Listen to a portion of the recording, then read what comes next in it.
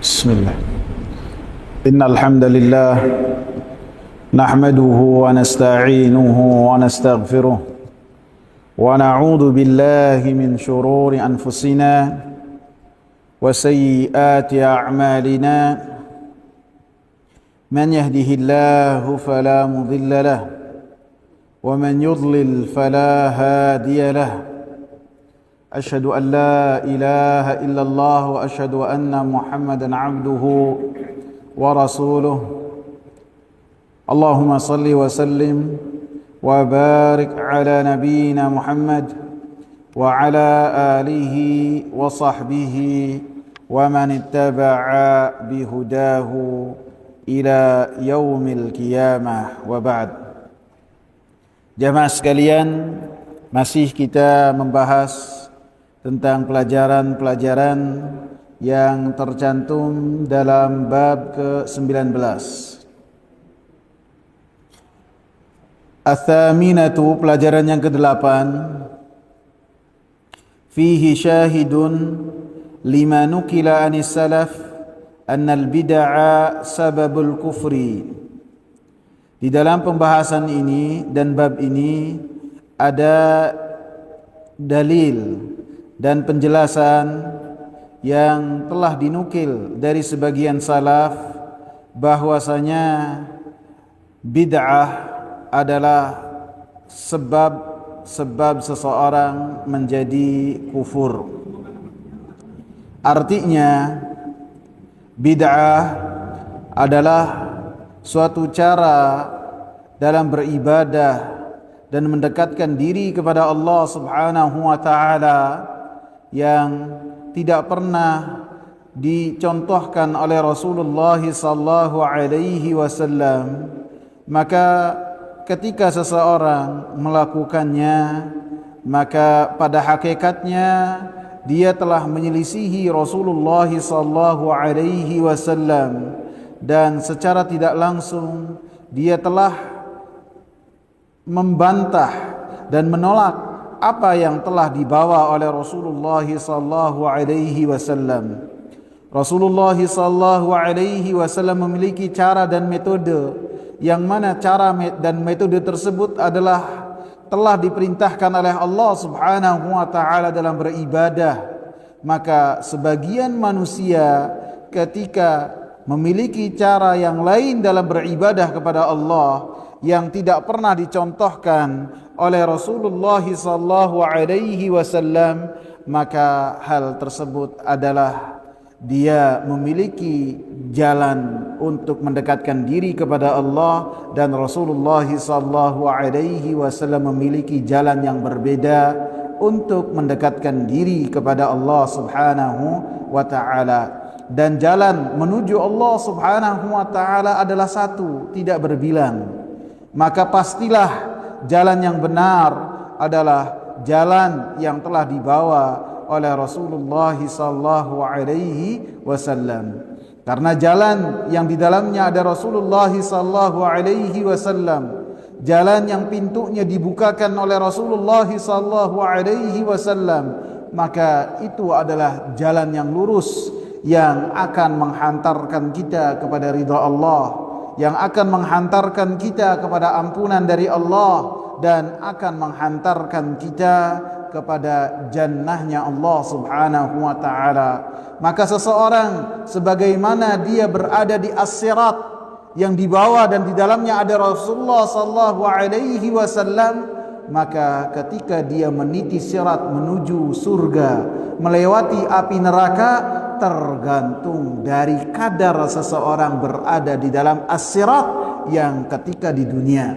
Ketika seseorang berpegang teguh dengan apa yang telah dibawa oleh Rasulullah, baik itu Al-Quran ataupun perkataan Nabi, hadis-hadis dari Nabi, baik itu kabar ataupun cara beribadah kepada Allah Subhanahu wa taala, maka seseorang akan masuk ke dalam surganya Allah Subhanahu wa taala.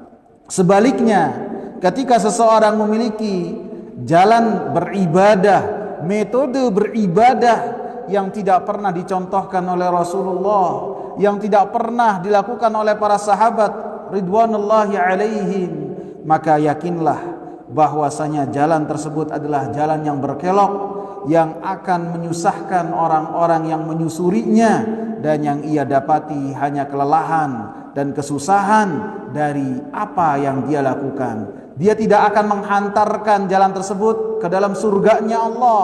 Dia tidak akan sampai ke dalam ampunannya Allah, bahkan menjauh dari ampunannya Allah, menjauh dari ridhonya Allah, dan menjauh dari surga yang Allah Subhanahu wa taala katakan telah disiapkan oleh Allah untuk orang-orang yang bertakwa. Sehingga orang-orang yang meniti dan menempuh jalan yang berbeda dari apa yang telah ditempuh oleh Rasulullah sallallahu alaihi wasallam, maka pada hakikatnya mereka tersesat dalam tujuan, tersesat dalam cara, tersesat dalam menempuh perjalanan, tersesat dalam memilih jalan, dan tersesat dalam arah kemana dia akan pergi. Walaupun tujuannya sama, tujuannya surga, walaupun tujuannya sama seperti seorang mau mendapatkan ridha Allah, akan tapi ketika jalannya salah, Rasulullah sallallahu alaihi wasallam katakan, kullu bid'atin dhalalah. Setiap bid'ah itu sesat. Sesat di dunia saja capek. Seseorang akan menempuh perjalanan atau satu tujuan di arah selatan. Kemudian seseorang ingin ke arah tersebut, akan tetapi ia malah ke arah timur. Ini tersesat ataukah tidak? Tersesat. Di dunia saya tersesat. Di dunia orang tersesat itu capek. Di dunia orang tersesat itu lelah. Udah makan waktu, makan energi, makan biaya, tidak tahunya apa yang ia targetkan tidak ia dapat. Tidak ia dapat. Seharusnya ke tujuan A, akan tapi ia malah dapatnya ke tujuan yang Z, yang jauh dari apa yang ia bayangkan. Sehingga orang-orang yang demikian dikatakan oleh Rasulullah, kullu bid'atin dhalalah. Setiap bid'ah adalah sesat, adalah tersesat, dan orang-orang yang tersesat mereka menginginkan surga, akan tetapi mereka akan sampai ke dalam api neraka. Sehingga dalam poin yang ke-8 ini dikatakan bahwasanya bid'ah adalah salah satu sebab yang akan menghantarkan seseorang ke dalam kekufuran. Sebagaimana bid'ah ataupun sebagaimana kekufuran akan menghantarkan seseorang kepada api neraka, maka bid'ah pun akan menghantarkan seseorang ke dalam api neraka. Tergantung kadar dari kebid'ahannya. Apabila bid'ahnya adalah bid'ah kesyirikan kepada Allah, yang mana pelakunya tidak diampuni oleh Allah Subhanahu wa taala, maka orang tersebut akan selama-lamanya di dalam api neraka. Akan tetapi apabila bid'ahnya tidaklah kesyirikan, tidak bid'ah kekufuran, maka pelakunya tidaklah selama-lamanya di dalam api neraka, dan Allah Subhanahu wa taala akan tetapkan orang tersebut di dalam api neraka sesuai dengan kadar bid'ah yang telah dia lakukan. At-tasi'atu, pelajaran yang ke-9. Ma'rifatu syaitani bima ta'ulu ilaihil bid'ah walau hasuna qasdul fa'il. Syaitan mengetahui bahwasanya kemana larinya bid'ah itu, ujungnya akan kemana, maka hal tersebut telah dipahami oleh syaitan. Walau hasuna qasdul fa'il, walaupun pelaku ketika berbuat bid'ah itu tujuannya adalah tujuan yang baik. Yang pertama dari poin yang ke-9 ini dikatakan bahwasanya syaitan mengetahui ketika menggoda kaumnya Nuh alaihi salam, bahwasanya cara-cara yang baru yang telah syaitan bisikkan kepada orang-orang yang berduka dengan ditinggal mati oleh orang-orang saleh, maka cara tersebut diyakini oleh syaitan akan menghantarkan mereka ke dalam kesyirikan kepada Allah Subhanahu wa taala. Dan diyakini oleh syaitan bahwasanya hal tersebut tinggal tunggu waktu saja. harus membutuhkan proses sedikit demi sedikit. Tidak bisa ketika kelima orang saleh tersebut mati kemudian langsung mereka melakukan kesyirikan kepada Allah, tidak. Karena pada saat itu tidak ada kesyirikan. Semuanya manusia dalam keadaan bertauhid kepada Allah Subhanahu wa ta'ala. Akan tetapi sedikit demi sedikit dibikin patung, dibikin gambar, dibikin lukisan-lukisan yang menyerupai rupa orang-orang saleh tersebut. Kemudian mereka banyak berdiam diri di kubur, kemudian mereka beribadah di kubur tersebut, sehingga hal tersebut menjadikan mereka mengagungkan selain Allah Subhanahu wa ta'ala, dan itu adalah perkara yang ditargetkan oleh syaitan dalam jangka panjang, bukan jangka pendek. Bisa jadi generasi yang pertama selamat, akan tetapi generasi yang berikutnya maka menjadi target dan mangsa syaitan untuk mereka melakukan kesyirikan kepada Allah. Dibisikkan kepada generasi berikutnya bahwasanya tidaklah diadakan itu semua kecuali untuk diibadahi oleh generasi tersebut. Dan dikatakan walau hasuna qasdul fa'il, walaupun pelakunya itu memiliki niat yang baik ketika melakukan perkara-perkara bid'ah, walaupun dia itu mengharapkan ridha Allah, mengharapkan surga dari Allah Subhanahu wa ta'ala, maka apabila dia mengetahui bahwa yang dia lakukan tidaklah ada contohnya dari Nabi sallallahu alaihi wasallam, hanya warisan tradisional saja ataupun hanya perkataan orang-orang dahulu saja, maka ketika melakukan itu semua dan ia ketahui ini tidak ada dalilnya dari Rasulullah sallallahu alaihi wasallam, maka pelakunya telah melakukan perbuatan dosa bid'ah yang dikatakan oleh Rasulullah sallallahu alaihi wasallam, kullu bid'atin dhalalah. Dan setiap kesesatan akan menghantarkan pelakunya ke dalam api neraka. Ini apabila pelakunya mengetahuinya. Akan tetapi apabila pelaku perbuatan bid'ah ini dia hanya ikut-ikutan saja, mengekor dengan yang lainnya, ataupun dia terkagum-kagum dengan tokoh-tokoh tertentu, kemudian dia hanya ikut-ikutan saja, maka dia tidak berdosa. Dikatakan oleh Al-Imam Muhammad bin Shalih Al-Utsaimin, lebih-lebih apabila dia jauh dari ilmu. Sehingga dikatakan oleh Al-Imam Muhammad bin Shalih Al-Utsaimin rahimahullah, li'anna jami'al ma'asi la ya'thamu biha illa ma'al ilm. Karena semua kemaksiatan kepada Allah Subhanahu wa ta'ala, pelakunya tidak berdosa kecuali apabila dia mengetahui tentang hukum-hukum yang dia lakukan. Wa qad yuthabu ala husni qasdihi. Bahkan hal tersebut bisa jadi niat yang ada dalam hatinya bisa jadi diberi ganjaran oleh Allah Subhanahu wa ta'ala. Karena niat yang baik yang telah dia lakukan, keikhlasan yang ada dalam hatinya, maka Allah Subhanahu wa ta'ala beri ganjaran terhadap apa yang telah dia lakukan, niatnya saja, bukan amalannya. Akan tetapi apabila yang ia lakukan dia tidak mengetahui hukumnya, dia jahil.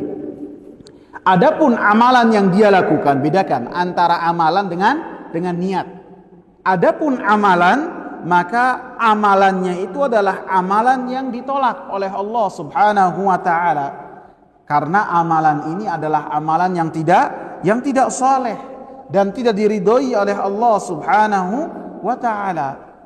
Akan tetapi niat yang ada di hatinya diberi ganjaran oleh Allah Subhanahu wa ta'ala apabila niatnya adalah niat yang baik dengan ketentuan bahwasanya yang dia lakukan adalah dia tidak mengetahui apa yang dia lakukan tersebut tidak ada dasarnya, dia hanya ikut-ikutan saja. Sehingga dikatakan oleh Imam Muhammad bin Shalih Al-Utsaimin rahimahullah, oleh karenanya Nabi sallallahu alaihi wasallam berkata kepada seseorang yang salat kemudian dia sholat dengan menggunakan tayamum. Jadi ada dua orang ketika tidak mendapatkan air wudhu, kemudian dua-duanya bertayamum. Setelah selesai sholat, yang satu mencukupkan diri dengan sholat yang ia lakukan dengan tayamum saja. Adapun orang yang kedua, ketika waktu sholat itu belum keluar dari waktunya, kemudian dia mendapati air wudhu, maka dia mengambil air wudhu. Kemudian setelahnya dia lakukan sholat yang sama dengan wudhu. Yang pertama dia laksanakan dengan tayamum, adapun yang kedua dia laksanakan dengan menggunakan air wudhu. Adapun orang yang pertama tidak, mencukupkan saja dengan tayamum. Maka Rasulullah SAW berkata kepada orang yang hanya sholat satu kali saja, asabtas sunnah, engkau ini telah benar. Ketika sholat menggunakan dengan tayamum, setelah selesai sholat kemudian ada air, maka cukup dengan sholat yang telah dia lakukan. Karena pada hakikatnya tanah ataupun debu adalah alat bersuci untuk orang yang beriman. Ketika tidak ada air ataupun tidak bisa menggunakan air walaupun selama 10 tahun ataupun lebih dari itu, tidak mengapa. Adapun kepada orang yang kedua, Rasulullah sallallahu alaihi wasallam katakan, lakal ajru marratain. Bagi engkau itu ganjaran dua kali. Ganjaran yang pertama adalah salat dengan menggunakan tayamum. Adapun ganjaran yang kedua adalah karena maksud yang baik dari apa yang telah dia lakukan. Karena orang yang kedua ini amalannya bukan amal yang soleh pada dasarnya. Karena ketika seseorang sholat maghrib 2 kali, maka sholat yang kedua itu bukanlah amalan soleh. Makanya Nabi SAW mengatakan bahwasanya engkau mendapatkan ganjaran 2 kali. Karena apa? Karena niat yang ada pada hatinya. Walaupun dari 2 orang ini yang paling tepat dan yang dipuji oleh Rasulullah SAW adalah orang yang pertama yang sholatnya hanya sekali.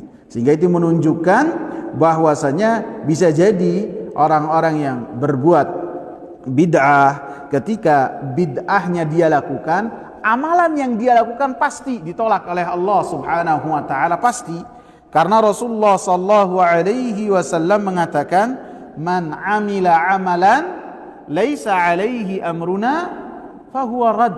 Siapa yang beramal dengan satu amalan yang tidak ada contohnya dari kami, maka kata Rasulullah SAW, amalan orang tersebut ditolak oleh Allah Subhanahu wa taala. Yang kita bahas masalah apa? Masalah ganjaran untuk orang yang melakukan amalan tersebut terhadap niat yang baik yang dia lakukan.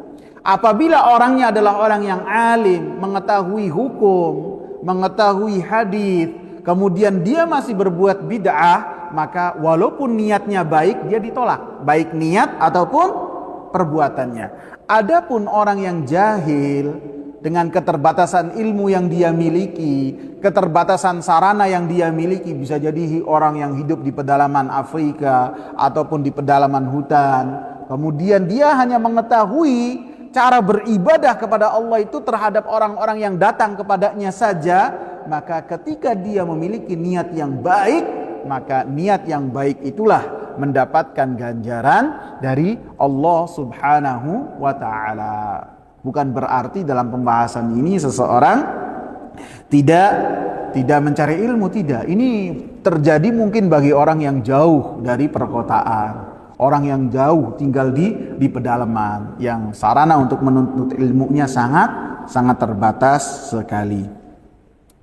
Sehingga dikatakan oleh Imam Muhammad bin Shalih Al-Utsaimin rahimahullah, ketika sebagian orang dia mengatakan kemudian mengadakan acara-acara bid'ah, perbuatan-perbuatan bid'ah, kemudian dia mengatakan melakukan hal tersebut dalam rangka menghidupkan motivasi dan memberikan penyegaran kepada orang yang bermalas-malasan dalam beribadah kepada Allah Subhanahu wa taala, boleh ataukah tidak? Maka dikatakan oleh beliau, perbuatan-perbuatan demikian maka pada hakikatnya mencela risalah kerasulan yang telah dibawa oleh Rasulullah sallallahu alaihi wasallam. Rasulullah sallallahu alaihi wasallam tidaklah ada kebaikan yang kebaikan tersebut dengannya umat Nabi sallallahu alaihi wasallam bisa lebih dekat terhadap Allah Subhanahu wa taala dan lebih memudahkan seorang untuk masuk surga kecuali dijelaskan oleh Rasulullah sallallahu alaihi wasallam tentang semua hal. Bahkan cara menggunakan sandal yang kanan dulu ataukah yang kiri dulu dijelaskan. Ketika seorang akan masuk buang hajat, kaki kanan dulu ataukah kaki kiri dulu dijelaskan oleh Rasulullah sallallahu alaihi wasallam, sehingga ini semua menunjukkan kesempurnaan agama Islam, sehingga Allah Subhanahu wa taala katakan al-yauma akmaltu lakum dinakum wa atmamtu alaikum ni'mati wa raditu lakumul islam dina. Hari ini tanggal 9 Dzulhijjah pada tahun 10 Hijriah, di hadapan manusia yang paling banyak, yang telah kumpulan manusia yang paling banyak di hadapan Nabi sallallahu alaihi wasallam sekitar 100.000. Allah Subhanahu wa taala kabarkan kepada manusia, hari ini telah aku sempurnakan untuk kalian agama kalian.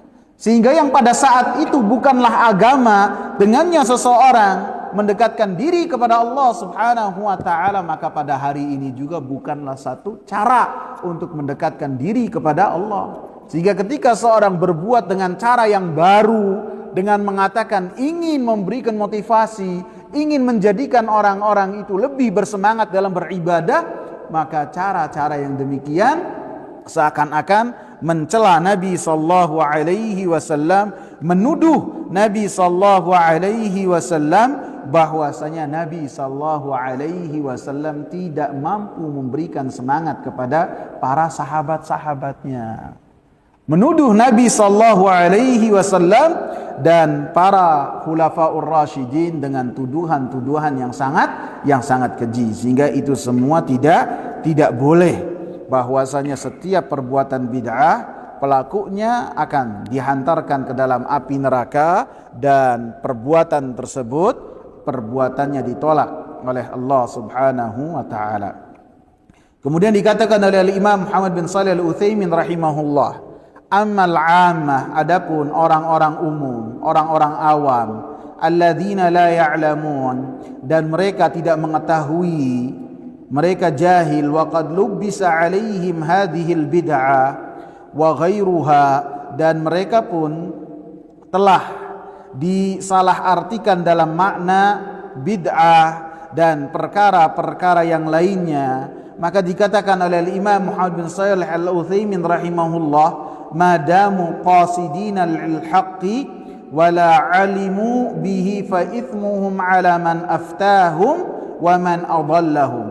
Selama mereka itu dengan perbuatan-perbuatan yang mereka lakukan, menginginkan kebenaran, menginginkan kebaikan, dan mereka ilmunya mentok sampai situ, tidak ada lagi yang mengabarkan kepada mereka bahwasanya apa yang mereka lakukan adalah perbuatan yang salah, fa itsmuhum ala man aftahum wa man adallahum, maka dosa mereka ditanggung oleh orang-orang yang mengajarkan perbuatan bid'ah kepada mereka dan menyesatkan mereka dari jalannya Rasulullah sallallahu alaihi wasallam dan jalan para sahabat. Anda perhatikan bagaimana adilnya para ulama, tidak menghukumi secara serampangan, tidak.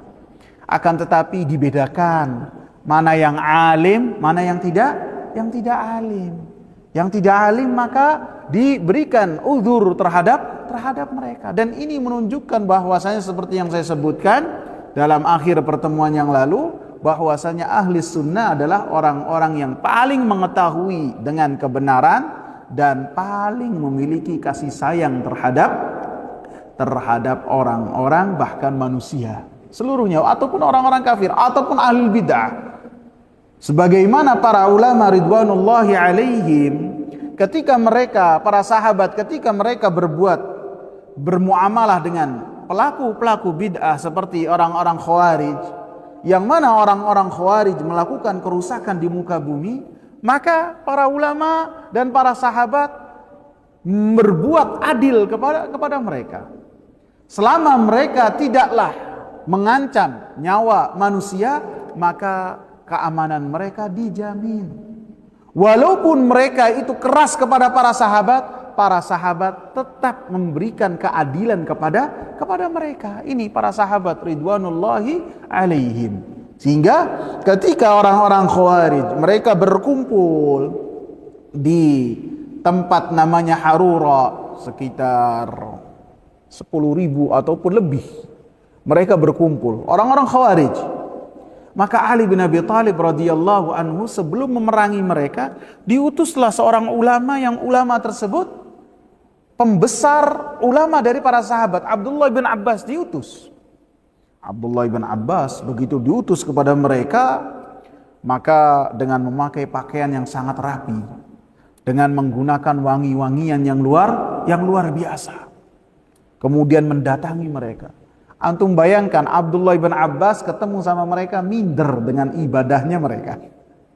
Abdullah bin Abbas ini sahabat Nabi ketemu dengan Khawarij yang Nabi katakan mereka itu adalah kilab ahli nar, anjing-anjingnya api neraka, dan mereka adalah penyeru manusia ke dalam api neraka. Mereka membunuh orang-orang yang beriman dan tidak mengusik sama sekali kepada orang-orang kafir. Kata Abdullah bin Abbas, saya masuk ihtaqartu, saya merasa kecil ketika melihat mereka. Saya merasa kecil. Ibadah mereka, mata mereka ini mata yang menunjukkan bahwasanya mereka lelah dengan begadang. Mata mereka menunjukkan bahwasanya mereka itu capek dengan membaca Al-Quran. Mata mereka menunjukkan, dan tubuh mereka pun tubuh yang kurus karena lelah dengan puasa sunnah. Luar biasa.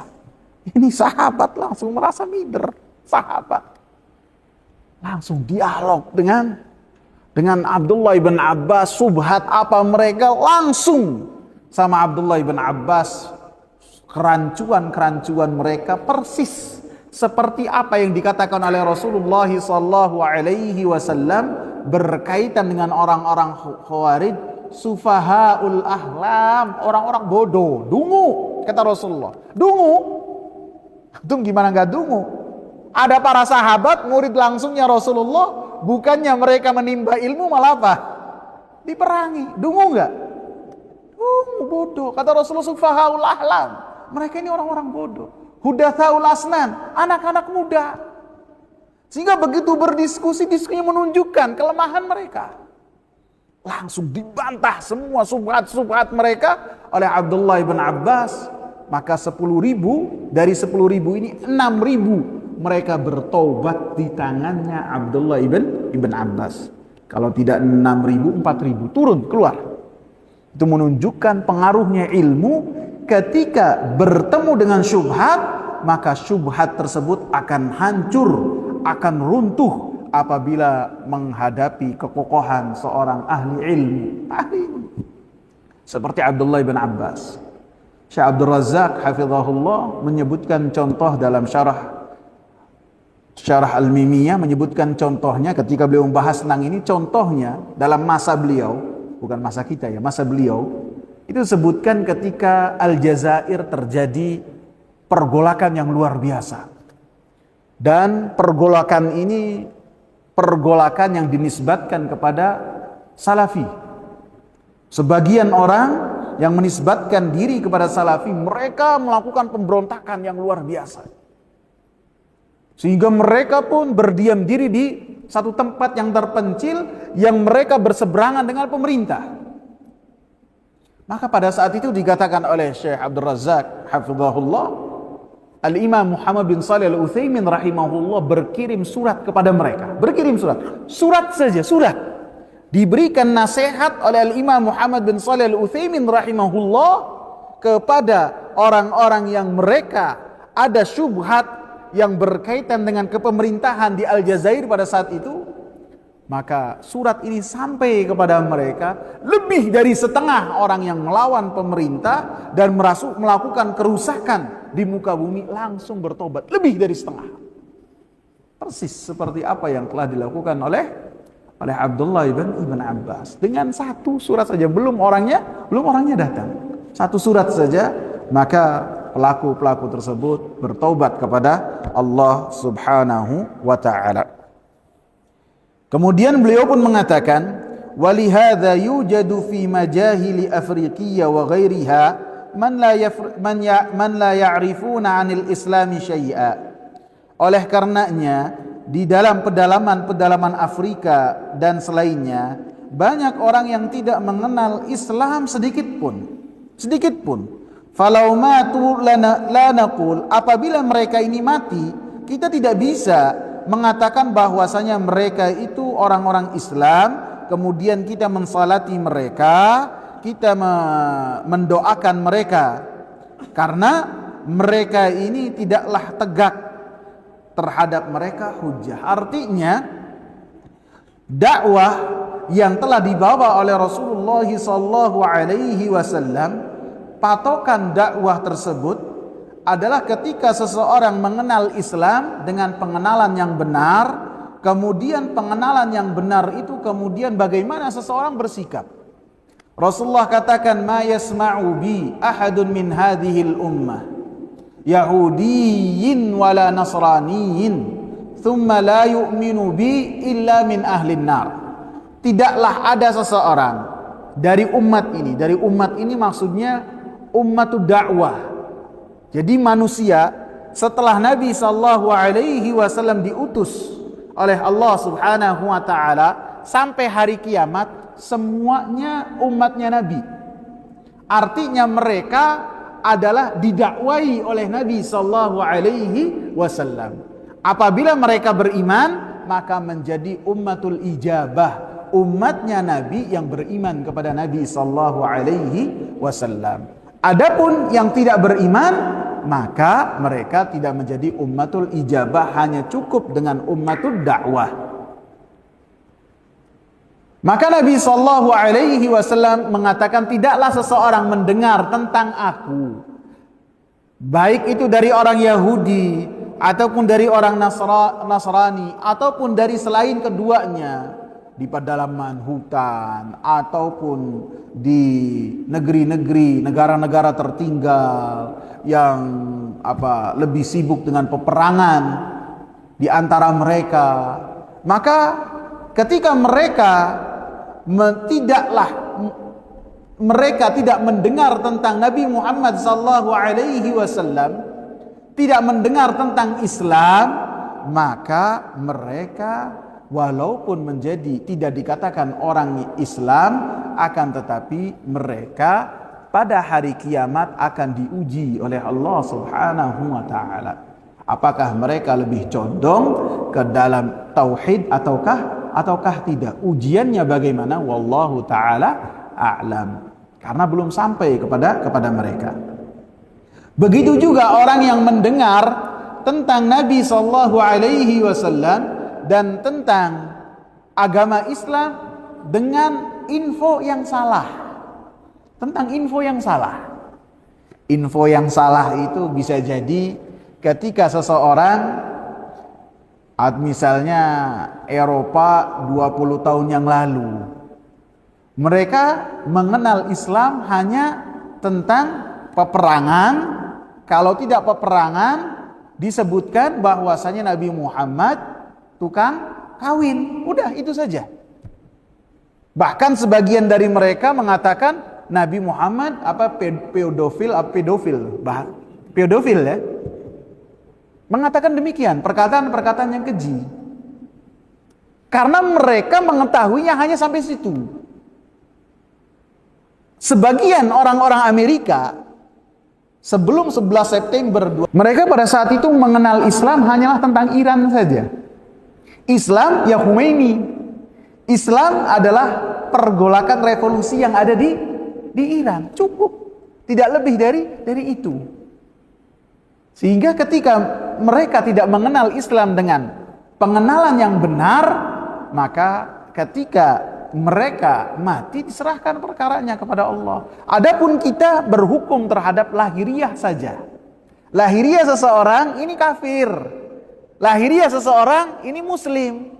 Adapun ketika orang kafir mati, kemudian kita takyin, kita tentukan, ini si fulan bin fulan yang mati kafir penghuni api neraka, maka itu tidak boleh. Paham? Karena kata Rasulullah, "Ma yasma'u bi ahadun."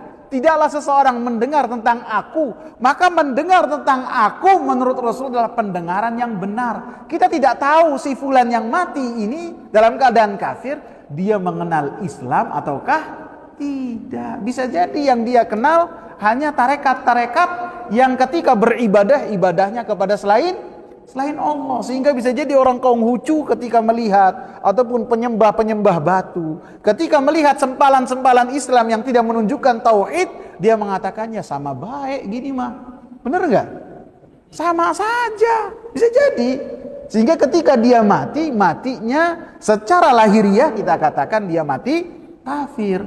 Adapun ta'yin menentukan bahwasanya si fulan yang telah mati dalam keadaan kafir penghuni api neraka, maka itu tidak boleh kecuali apabila ada nas langsung dari Rasulullah bahwasanya si fulan penghuni api neraka. Seperti siapa? Seperti Abu Lahab. Sehingga beliau mengatakan, lakinnana nu'amiluhum fid dunya bidzahir. Akan tapi kita bermuamalah dengan orang-orang kafir itu di dunia secara lahiriah saja. Dia mati kafir ya kita tidak nyolati. Dia mati kafir ya kita tidak membawa ikut ke pemakaman, tidak. Amma fil akhirah, adapun di akhirat kelak, fa amruhum ilallah. Perkara mereka kepada Allah Subhanahu wa ta'ala. Sehingga ini menunjukkan hati-hatinya kita untuk mengucapkan fulan, biasanya terhadap tokoh-tokoh kafir kan. Dengan mudahnya kita mengatakan wah pasti penghuni api neraka. Jangan, akan tapi kita harus jaga lisan kita.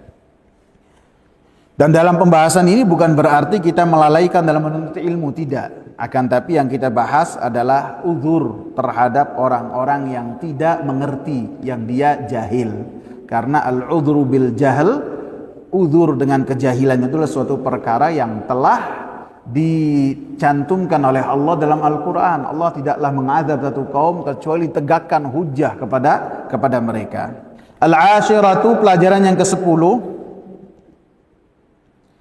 ma'rifatul qa'idati al-kulliyah wa hiya an-nahyu 'anil ghuluwi wa ma'rifati ma ya'ulu ilaih. Mengetahui kaidah yang menyeluruh. Ya, kaidah tersebut bahwasanya larangan dari berbuat berlebih-lebihan, dan kaidah tersebut maknanya akan kemana hulu itu membawa pelakunya. Inilah yang diingatkan oleh Nabi sallallahu alaihi wasallam.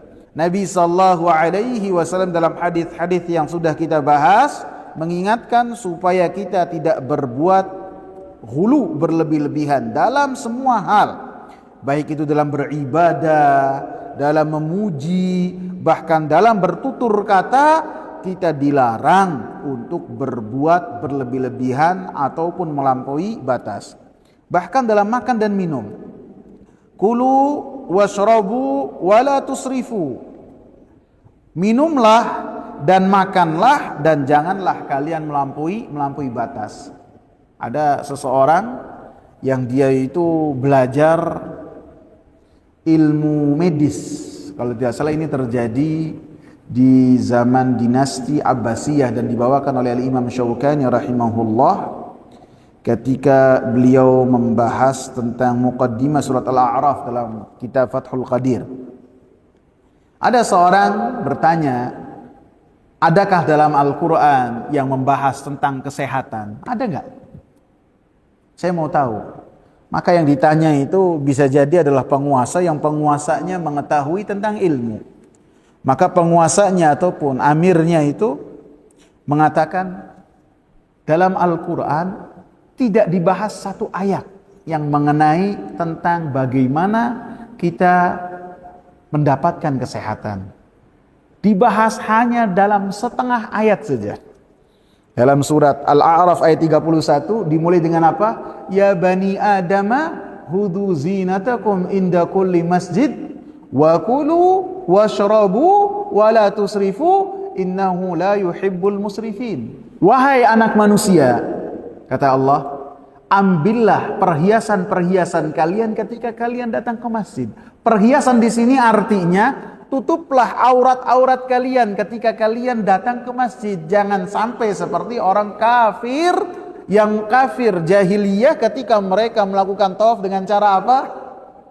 Tidak mengenakan sehelai benang pun ketika tidak mendapatkan pakaian dari orang-orang yang tinggal di kota Mekah. Jangan kalian lakukan seperti itu. Kalian ambil pakaian yang pakaian tersebut menutup aurat kalian. Akan tapi aurat sholat dengan aurat sehari-hari itu beda. Kalau aurat laki-laki sehari-hari dari mana? Dari lutut sampai pusar. Boleh nggak kita sholat pakai sarung? Sarungnya kita naikkan sampai betis, kemudian menutup pusar. Kemudian atas dari perut sampai kepala ini tidak memakai apa-apa. Boleh nggak? Tidak boleh. Karena aurat dalam sholat itu beda dengan sholat aurat sehari-hari. Kalau aurat sehari-hari itu dari lutut, sebagian ulama mengatakan atasnya paha juga sampai dengan pusar. Adapun dalam sholat, perut, dada, dan pundak itu harus ditutup. Janganlah salah seorang di antara kalian sholat, sedangkan pundaknya tidak tertutup. Harus ditutup.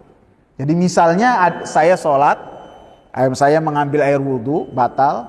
Kemudian kadang-kadang males mau pakai baju lagi. Kaos dalam saja. Ya, kaos dalam saja, kemudian sholat sunnah. Pakai kaos dalam saja. Yang kaos dalamnya tidak menutupi pundak, boleh apa enggak? Tidak boleh. Karena apa? Pundaknya tidak tertutupi. Ya bani Adam khudhu zinatakum, wahai anak manusia, ambillah perhiasan-perhiasan kalian, yakni baju-baju yang dengannya kalian menutupi aurat kalian ketika menunaikan salat.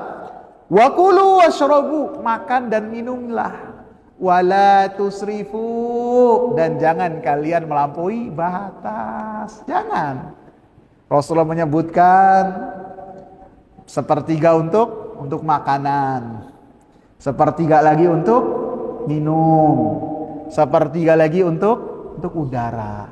Kata Rasulullah, ma mala'a ibnu adama wi'aan syarran minal batn. Tidaklah ada anak manusia yang memenuhi bejana yang lebih jelek daripada perut. Jadi perut ini isinya apabila dibiarkan masuk semuanya, maka ini akan memberikan dampak jelek bagi orang yang memiliki badan tersebut. Dan Allah katakan, kulu washrabu, makan minum, wala tusrifu, dan janganlah kalian berlebih-lebihan ketika makan. Jangan kalian berlebih-lebihan ketika minum. Para ulama mengatakan Allah membahas tentang kesehatan dan cara bagaimana kita sehat tidak dalam satu ayat, setengah ayat.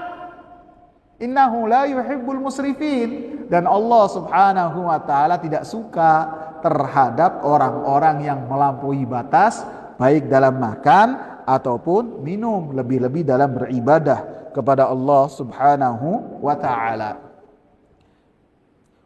Dalam ayat lain surat Al-Furqan ayat 67, walladzina idza anfaqu lam yusrifu wa lam yaqturu para hamba-hamba Allah Subhanahu wa taala yang mana Allah Subhanahu wa taala puji mereka, karena Allah katakan mereka itu adalah ibadur rahman.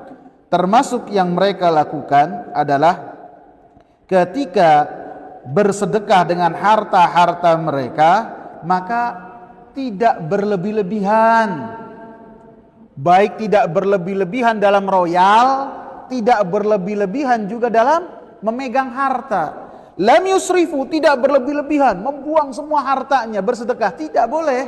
Dan tidak boleh juga dia sangat pelit dengan hartanya. Yang paling baik adalah apa? Yang di tengah-tengah di antara keduanya. Dalam surat Al-Isra, Allah Subhanahu wa taala sebutkan tentang cara bermuamalah dengan harta dalam wasiat-wasiat, yang wasiat tersebut diawali dengan tauhid, kalau tidak salah 20 wasiat atau 19. Wasiat yang pertamanya itu surat Al-Isra ayat 22, la taj'al ma'allahi ilahan akhar fataq'uda madhmuman makhdhula. Ayat ke-22, janganlah engkau melakukan kesyirikan kepada Allah, niscaya engkau akan menjadi tercela dan terhina. Ini wasiat yang pertama. Dan wasiat yang terakhir ditutup dengan ayat yang ke-39. Jadi di antara 21 sampai 39 semuanya wasiat dari Allah Subhanahu wa taala. Ayat yang 39 Allah katakan wala taj'al ma'allahi ilahan akhara fatulqa fi jahannam maluman madhura. Dan janganlah engkau menjadikan untuk Allah Subhanahu wa taala tandingan, pastinya engkau akan dilemparkan ke dalam api neraka dalam keadaan tercela dan dijauhkan dari rahmat Allah Subhanahu wa taala. Jadi nasihat yang perintah yang pertama supaya bertauhid, dan nasihat yang terakhir adalah supaya bertauhid. Jangan melakukan kesyirikan. Di antara nasihat-nasihat tersebut ayat ke-29 Allah Subhanahu wa taala sebutkan wala taj'al yadaka maghlulatan ila 'unukika wala tabsutha kullal basti fataq'uda maluman mahsura. Dan janganlah engkau jadikan tanganmu terbelenggu pada lehermu, terbelenggu, tidak memberikan apapun juga, tidak memberikan kepada orang ataupun kepada dirinya ataupun kepada orang-orang yang menjadi tanggungan wajib untuk dirinya. Dia tidak mau tangannya, sehingga hartanya tidak tersentuh sama sekali. Ini tidak boleh berlebih-lebihan dalam pelit. Wala tabsutha kullal basti. Dan Allah Subhanahu wa taala katakan, dan jangan engkau julurkan kedua tanganmu sehingga dengan sebenar-benar penjuluran, sehingga harta yang ada pada tanganmu itu hilang semua, diberikan kepada orang semua. Maka tidak boleh. Fataq'uda maluman mahsura, maka nanti engkau akan menjadi tercela dan menyesal. Jadi diatur. Tidak boleh pelit dan tidak boleh royal, tidak boleh. Akan tapi yang paling baik adalah pertengahan di antara keduanya, sehingga dalam dua ayat ini berbuat berlebih-lebihan itu dilarang. Dan ini adalah kaidah yang harus kita ketahui, bukan hanya dalam ibadah, dalam makan dan minum pun dilarang. Sehingga Rasulullah sallallahu alaihi wasallam menggambarkan, menjelaskan bahwasanya Rasulullah sallallahu alaihi wasallam makan itu secukupnya, sepertiga saja. Walaupun sebagian ulama mengatakan, walaupun demikian, kalau kita makan kenyang, akan tapi terkadang-kadang itu dibolehkan, bukan kenyang saban makan, bukan. Ini luar biasanya Islam. Makan, cara makan gimana, kenyang atau tidak diatur. Apabila terkadang-kadang makannya itu kenyang, maka itu dibolehkan. Akan tapi apabila misalnya sehari-harinya diatur supaya tidak kenyang, sepertiga saja. Dalilnya apa? Dalilnya disebutkan suatu ketika Abu Hurairah radhiyallahu anhu kelaparan. Abu Hurairah kelaparan. Kemudian Nabi sallallahu alaihi wasallam mendapatkan susu, satu gelas susu. Wah, Abu Hurairah senang. Udah lagi lapar, ada ada susu. Tapi susunya 1 gelas. Jadi kalau untuk Abu Hurairah dan Rasulullah saja bisa jadi cukup. Akan tapi kata Rasulullah apa? Panggil semua ahlus suffah. Ahlus suffah berarti semua yang ada di masjid, yang mana mereka itu adalah fuqara, tidak punya rumah kecuali masjid, bahkan pakaiannya pun 1 saja. Oh ini siapa namanya? Ahlus suffah, 1 saja pakaiannya. Dipanggil langsung untuk menikmati 1 gelas ini. Lemes Abu Hurairah. Udah lagi pengen, nggak taunya yang dipanggil semua ahli sufa. Banyak ahli sufa itu kadang-kadang bisa sampai 200, kadang-kadang 70, kadang-kadang 100, berkurang lebih tergantung keadaan. Maka Abu Hurairah diperintahkan oleh Rasulullah untuk mengitari gelas tersebut, diberikan kepada ahli sufa. Waduh, lemes Abu Hurairah. Ini yang menunjukkan bahwasanya panitia itu kalau minum dan makan terakhir, jangan pertama. Jadi Abu Hurairah lagi pengen lapar, disuruh muter ngasih susu ini kepada semua ahlu sufa. Sampai semuanya selesai, kemudian berakhir di tangannya Abu Hurairah, susunya masih seperti ketika dipegang pertama kali oleh Rasulullah SAW. Itu mukjizat dari Allah untuk Rasulullah SAW bisa memperbanyak makanan, bisa memperbanyak minuman. Makanan seperti dalam kisah Jabir yang sudah kita bahas dalam perang Khandaq, sekarang susu. Maka kemudian Rasulullah katakan kepada Abu Hurairah, "Ishrab anta, minum." Abu Hurairah minum. Begitu minum, selesai dikasih kepada Rasulullah, minum lagi.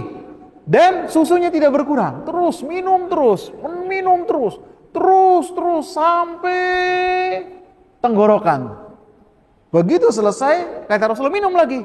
Cukup ya Rasulullah, sudah nggak ada tempat lagi. Sudah tidak ada tempat lagi.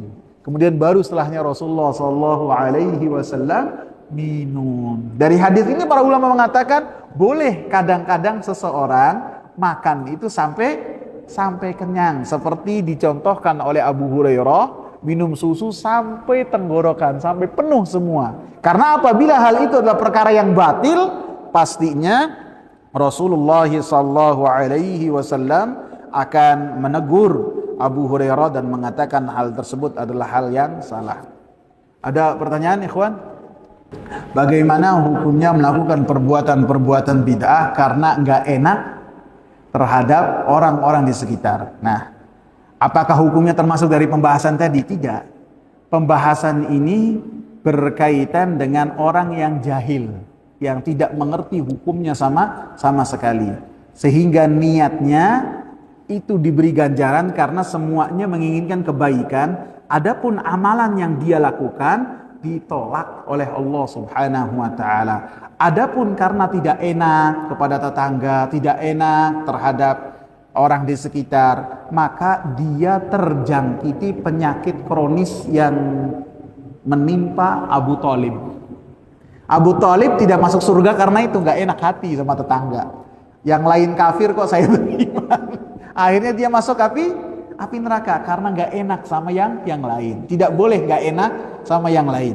Harus orang itu menjadikan perkaranya Allah dan cintanya dia kepada Allah dan Rasulnya lebih dia kedepankan dari apapun juga.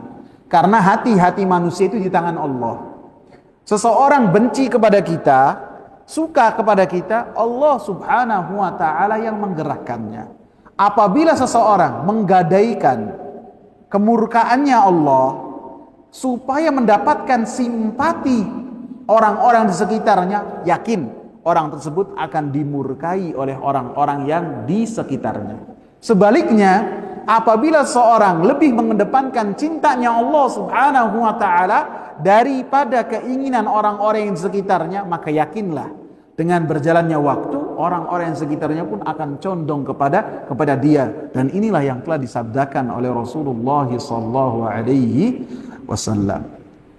Ada yang lain? Bukan. Yang maksud saya itu dalam pembahasan ini, secara lahiriah, hukum zahir, kita boleh mengatakan mereka kafir sebagaimana mereka itu kafir. Jadi kafir itu mereka tidak beriman kepada Allah dan Rasul. Kita katakan mereka itu kafir. Tapi yang jadi pembahasan kita, ketika mereka itu mati, kita tidak boleh menghukumi secara langsung kepada mereka, kepada orang yang mati ini, orang tersebut penghuni api neraka. Iya, secara langsung. Adapun kita membahas secara menyeluruh itu artinya secara umum, bahwasanya orang yang mati kafir itu dia masuk api neraka, maka ini yang dikatakan oleh Allah dan Rasulnya dalam banyak ayat. Orang yang mati kafir di dalam api neraka. Akan tapi ketika ada orang yang dia itu mati dalam keadaan kafir, kita tahu namanya si fulan, kemudian kita mengatakan si fulan masuk api neraka, maka itu tidak boleh. Paham perbedaannya? Jadi beda ketika kita bicara secara umum dengan kita bicara secara individu, beda gitu. Paham Pak Yanuar? Takutnya oleh-oleh nanti ke sana kata Ustadz Jeffrey, orang kafir tidak boleh dikatakan kafir. Ya, nggak apa-apa, bagus dengan adanya tanya jawab kita bisa paham. Ada lagi? Jadi sebagian orang yang telah belajar dakwah salaf akan tapi masih mudah untuk mencela pemerintah yang berkuasa. Padahal ini adalah ciri-ciri dari Khawarij. Ya, jadi karena hal ini pertama biasa dianggap lumrah oleh masyarakat. Sehingga kita harus ingatkan bahwasannya perbuatan tersebut adalah termasuk dari al-khuruj ala sultan, membangkang kepada penguasa. Maka salah satu caranya adalah dengan menyebarkan aib yang dimiliki oleh penguasa tersebut, baik itu yang berkaitan dengan kebijakan ataupun dengan apapun juga, ataupun latar belakang kemudian dibahas menjadi bahan banyolan atau menjadi bahan tema ketika seorang ngobrol, maka itu tidak boleh. Dan itu terjadi semua karena yang pertama kurang belajarnya kaum muslimin. Karena sebagian orang itu ketika mengenal dakwah salaf rajin setahun 2 tahun saja. Kemudian setelahnya tidak mau ngaji rutin kecuali kalau ada tabligh akbar. Bener nggak? Kalau ada tabligh akbar baru datang. Akan tapi kalau kaji rutin, baik itu di masjid ini ataupun masjid yang lainnya, ya yang dulu ngaji itu sudah tidak datang lagi. Dan ini termasuk yang dengannya seorang akan dikatakan kufur nikmat terhadap karunia nikmat dakwah tauhid dan dakwah sunnah yang sampai kepada dia. Dan kita juga harus mengingatkan bahwasanya perbuatan itu termasuk al-khuruj ala sultan, termasuk memberontak terhadap pemerintah yang berkuasa ketika membahas tentang hal-hal yang tidak baik yang berkaitan dengan penguasa. Akan tapi yang harus kita lakukan apa? Yang harus kita lakukan adalah mendoakan penguasa supaya mereka senantiasa mendapatkan taufik dari Allah Subhanahu wa ta'ala. Dikecualikan bisa jadi apabila penguasanya ini merubah syiar-syiar dari agama Islam.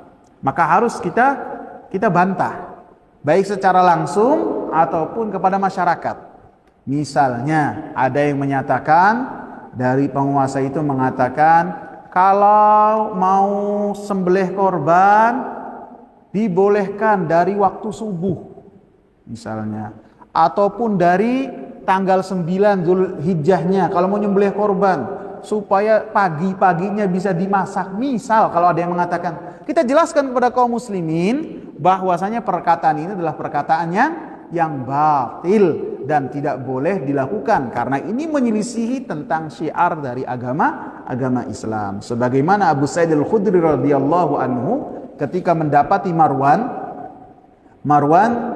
ibn Abdul Malik ketika menjadi gubernur di kota Madinah, maka Marwan ini membalikkan sholat Id. Yang seharusnya sholat Id itu sholat dulu ya. Sholat dulu, kemudian khutbah.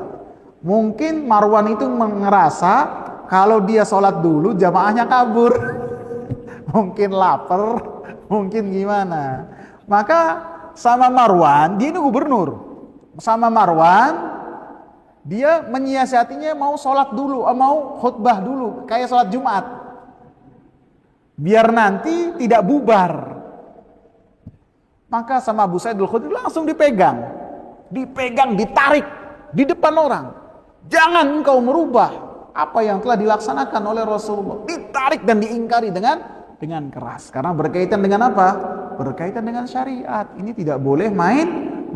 Aturannya langsung Allah Subhanahu wa taala turunkan kepada Nabi Muhammad sallallahu alaihi wasallam, dan Nabi Muhammad menyampaikan kepada kita. Ya, saya juga kalau misalnya jadi khatib pas Idul Fitri kemarin ya, saya khatib ya. Pada dasarnya saya ingin menyampaikan hadis dari Nabi. Siapa yang ingin pulang ya pulang silakan. Siapa yang ingin di sini ya di sini saja. Itu kan hadis dari Nabi menunjukkan bahwasanya mendengarkan khutbah Id itu tidak wajib. Kalau yang lapar, apalagi kalau Idul Adha kan nahan makan dulu ya. Udah kebayang masakan apa di rumah, mau pulang dulu silakan. Tapi kalau saya mau menyampaikan hal tersebut takut jamaahnya bubar. Jadi saya simpan strateginya, udah lain kali saja. Kalau kajian yang datang sedikit ya saya kasih tahu.